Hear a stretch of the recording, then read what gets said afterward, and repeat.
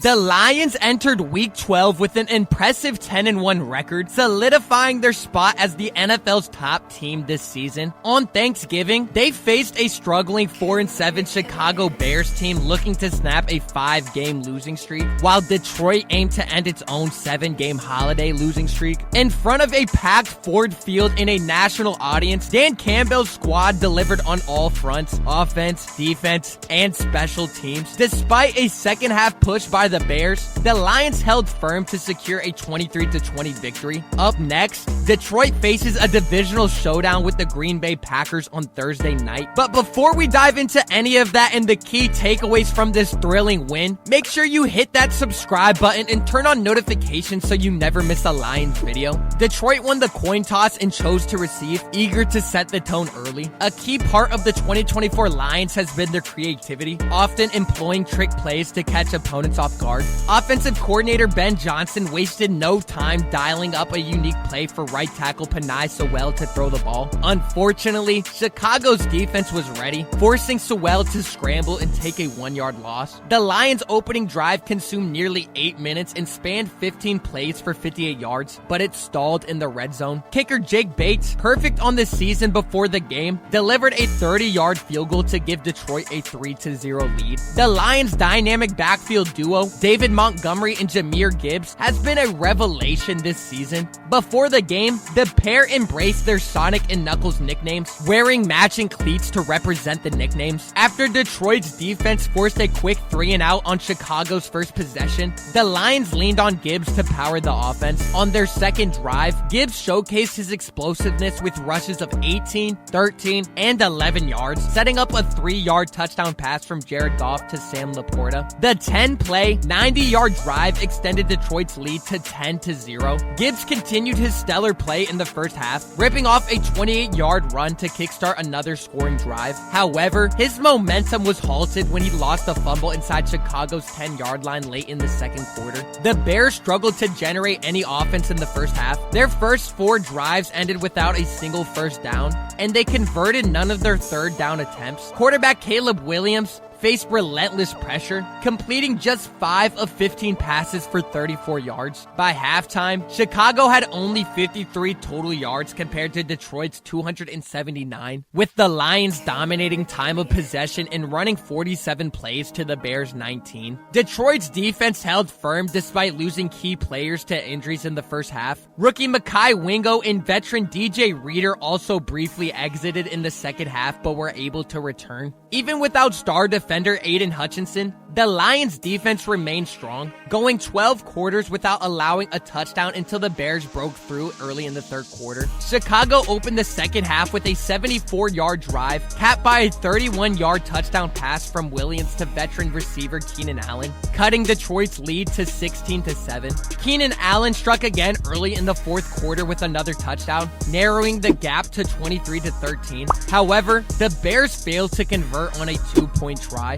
Detroit's red zone offense leaned heavily on the ground game, but Sam Laporta stepped up as a key contributor. The second-year tight end, back in action after missing a game, hauled in 2 touchdown passes, becoming just the 8th tight end in NFL history to record 3 multi-touchdown games within their first 2 seasons. Discipline became an issue for both teams late in the game. Lions receiver Jameson Williams drew an unsportsmanlike conduct penalty, backing up Detroit's offense and leading to Jake Bates' first missed field goal of the season.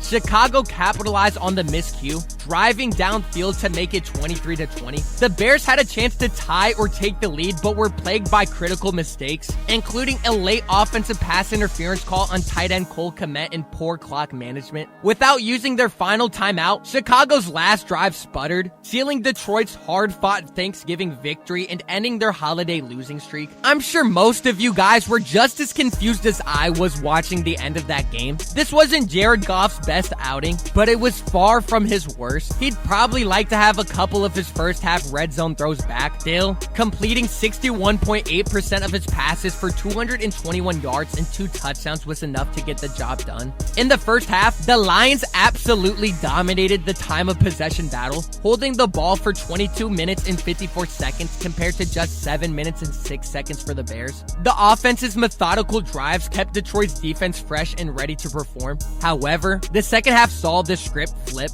with the Bears gaining more control. By the end of the game, the Lions had the ball for 35 minutes to the Bears' 24 minutes. Red zone efficiency was an issue for Detroit. They went just 1 for 4 in the first half and 2 for 5 overall, which kept the game closer than it should have been. If the Lions had converted 1 or 2 more of those chances, we wouldn't have seen such a nail-biter of a finish. As for the controversial pass interference call at the end of the game, there was a controversial pass interference call at the end of the game. Let me know what you guys thought about that. That aside, Kindle Wilder had a significant bounce-back performance. He played 38 snaps, allowing just 2 catches on 4 targets for 14 yards. This was a huge improvement from last week, where he was the lowest graded corner in the league with a 23. While his DPI penalty dropped his grade to 61.4 from the 70s, his overall play was much better this time around. The Bears had all the momentum in the fourth quarter, cutting a 16-point Lions lead to just 3.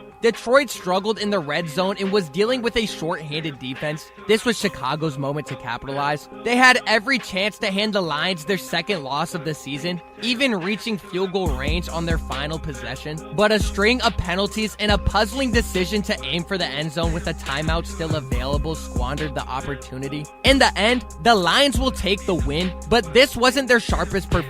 They struggled to close out the game as they usually do.